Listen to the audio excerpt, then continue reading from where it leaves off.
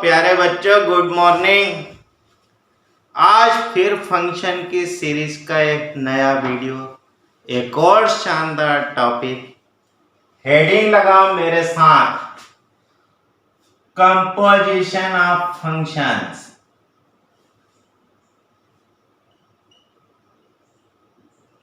Competition में भी पूछा जाता है, बोर्ड में भी खूब पूछा जाता है। Let f be a function from a to b and g be a function from b to c। Suppose कर लो ऐसे दो फंक्शन है यार, जरा डायग्राम बनाए। ये लो सा, ये a है, ये b है और ये c है।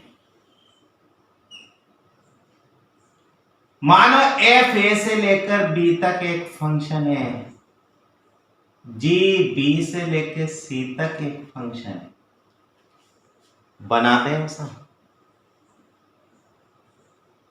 सोचो अगर यह x है तो वो यहां जाके fx बन गया। अब यहां के एलिमेंट की अगर हम g से इमेज बनाएं तो वो c में जाएगी, gfx। बोलो, अरे f a से लेके b तक एक फंक्शन था, तो अगर हम f से a के एलिमेंट की इमेज बनाएंगे तो वो b में जाएगी। g b से लेके c तक एक फंक्शन है, मतलब b के एलिमेंट की g से इमेज बनाएंगे तो वो c में जाएगी। क्यों ना एक काम करें, सीधा यहां से यहां तक एक फंक्शन डिफाइन कर दें जो सीधा a के एलिमेंट की इमेज c में बनाकर रख दे। इसी फंक्शन को लिखा जाता है g कंपोजिशन f। कहां से कहां तक होता है? a to c तक। माने f और g का कंपोजिशन क्या है?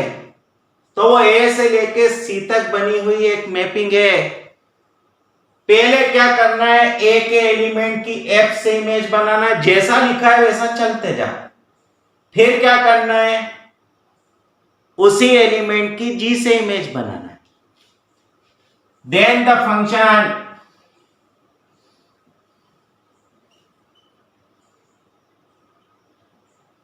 g of f such that a to c defined by g of fx is equal to gfx for all x belongs to a is called, यहां ध्यान देना, the composition of f and g। किसका composition है ये? f और g का। लिखेंगे कैसे? g of f से। ध्यान दो, g of f डिफाइन होने के लिए जरूरी है कि जो f की रेंज है वो g के डोमेन का सबसेट बने। अरे अगर ये इमेज बाहर बन जाती g के डोमेन के, तो क्या फिर हम इसकी g से इमेज बना सकते थे? तो g of f कब डिफाइंड होगी? जब रेंज ऑफ f सबसेट हो डोमेन ऑफ g का। फिर से सुनो, अगर यहां के एलिमेंट की इमेज बनाते और वो इसके डोमेन में ही ना होती, तो क्या फिर उसके पीछे g लगाकर यहां पहुंचा सकते थे क्या? मतलब रेंज ऑफ f किसका सबसेट होना चाहिए? डोमेन ऑफ g का। लिख लो ऐसा clearly. g of f is defined only when range of f subset है डोमेन ऑफ g का। सिमिलरली f और g is defined only when range of g subset है डोमेन ऑफ एफ का। फिर से सुनना, एफ ए से लेके बी तक एक मैपिंग थी, जी बी से लेके सी तक एक मैपिंग है, तो एफ और जी का कंपोजिशन ए से लेकर सी तक एक मैपिंग है जो इस तरह से डिफाइंड है। इसकी कई बेहतरीन प्रॉपर्टीज हैं। आज तो हम सिर्फ इस पर सिंपल क्वेश्चन सॉल्व करेंगे, नेक्स्ट वीडियो में इसकी प्रॉपर्टीज को देखेंगे। तो आज का क्वेश्चन नंबर 1 लिखेंगे, let f is a function from R to R and G be a function from R to R defined as, you लिख दिया fx is equal to sin x, gx is equal to x square। Question पूछा find f compose FOG and GOF is FOG equals GOF, justify your answer। क्या FOG GOF के बराबर है? चलो देखें है कि नहीं। यहां देखना, fx is equal to है sin x for all x belongs to R, gx is equal to x square।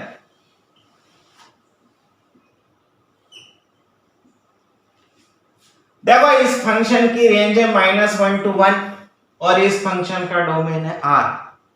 बोलो f की रेंज इसका सबसेट है कि नहीं। इसी तरह इस फंक्शन की रेंज है 0, इंफिनिटी। इस फंक्शन का डोमेन है R। यू लिख दें क्लियरली,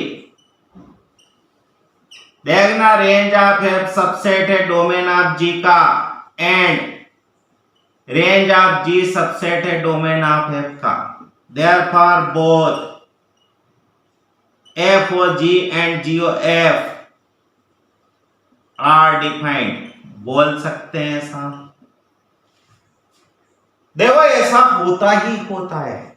जब भी हमें ऐसा पूछा जाएगा तो यह कंडीशन अपने आप सेटिस्फाई होगी, पर फिर भी कंपटीशन में पूछा जाए तो इसे चेक जरूर कर लेना।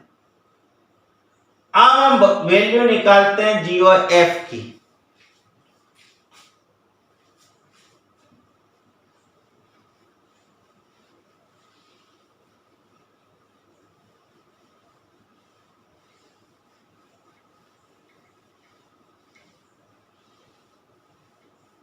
चलो तो जरा बाय डेफिनेशन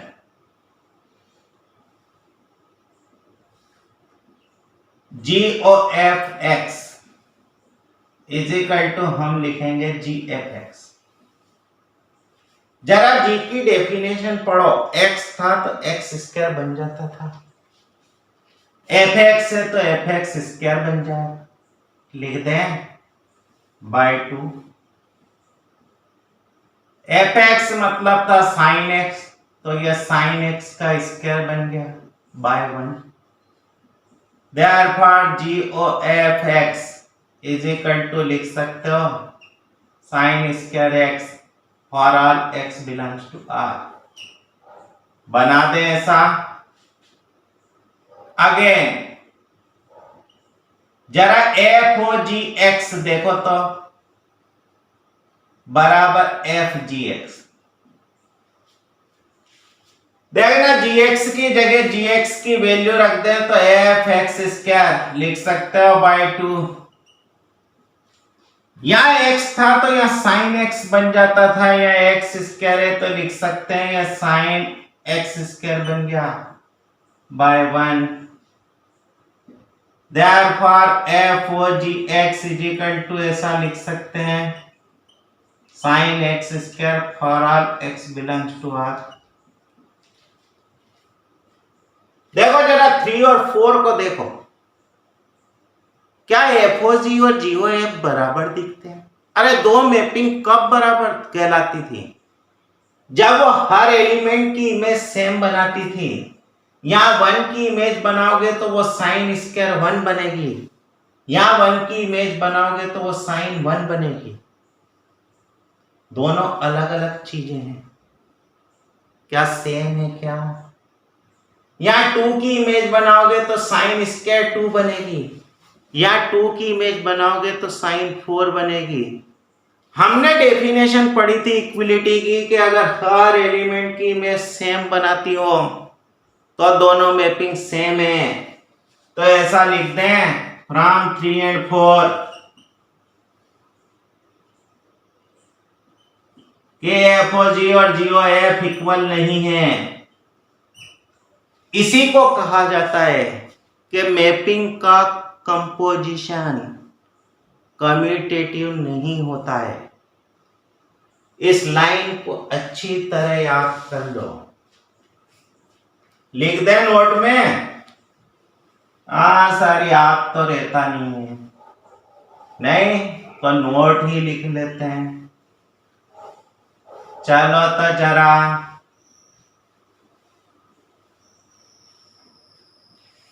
लिखो तो note. This example shows that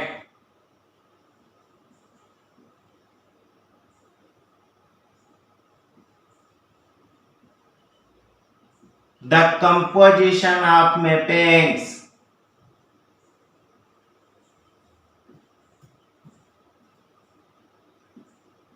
is not commutative.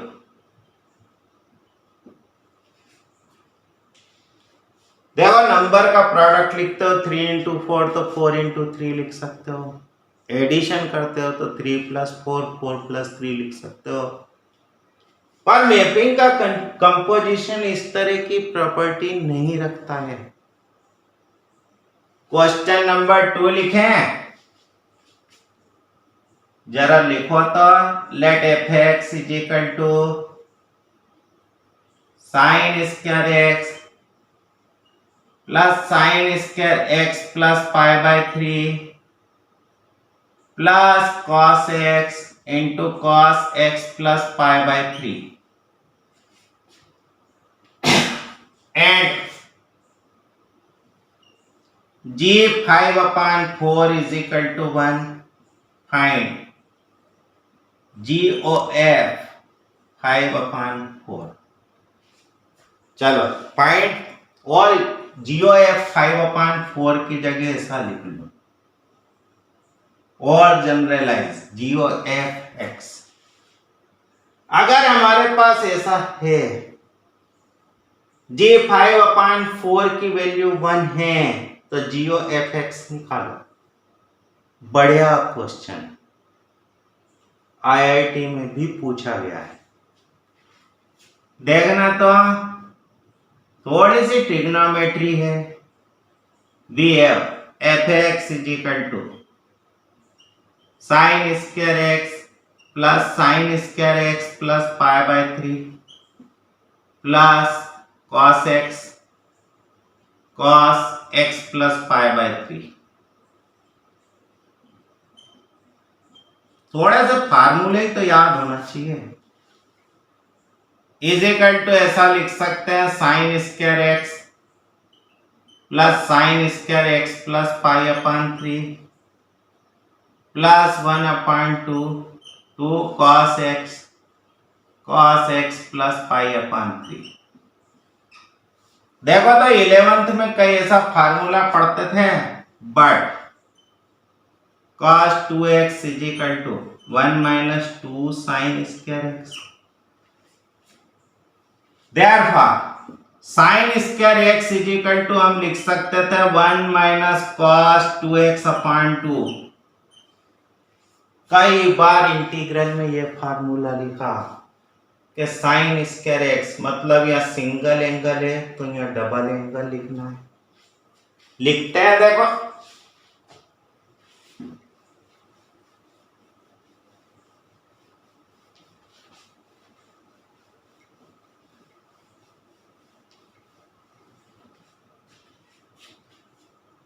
Therefore fx is equal to, लिख दें ऐसा, साइन स्क्वायर एक्स की जगह 1 माइनस कॉस 2x अपॉन 2।